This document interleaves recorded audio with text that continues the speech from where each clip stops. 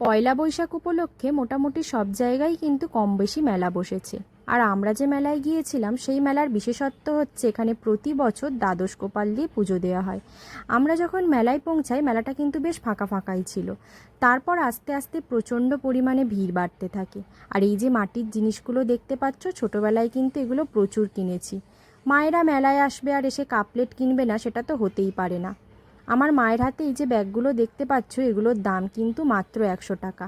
আমার মা এখান থেকে 10খানা ব্যাগ কিনেছে, আর এই 10টা ব্যাগ কিনতে গিয়ে আধা ঘন্টা সময় লাগিয়ে দিয়েছে। এদিকে গরমের চোটে আমাদের তো অবস্থা খারাপ, তাই আমরা একটু আইসক্রিম খেয়ে নিয়েছিলাম। তারপর আমার বান্ধবীর সাথেও দেখা হয়ে গিয়েছিল। আর এদিকে দেখো কি সুন্দর পুতুল নাচ হচ্ছে, এটা দেখতে কিন্তু আমার বেশ মজা লাগছিল। তারপর আমরা খেয়ে নিয়েছিলাম মোগলাই, আর এই মোগলাইয়ের টেস্টটা কিন্তু অসাধারণ ছিল। আচ্ছা, তোমরাও কি আমার মতো যারা মেলায় গিয়ে এই সমস্ত রাইডে চড়তে ভয় পাও? কমেন্টে জানিও।